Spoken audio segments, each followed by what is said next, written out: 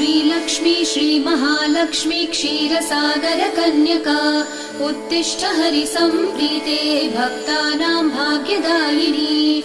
श्रीलक्ष्मी श्रीमहालक्ष्मी क्षीरसागरकन्यका उत्तिष्ठ हरिसम्प्रीते भक्तानां भाग्यदायिनी। उत्तिष्ठोत्तिष्ठ श्रीलक्ष्मी विष्णुवक्षस्थलालये उत्तिष्ठ करुणापूर्णे लोकानां शुभदायिनी।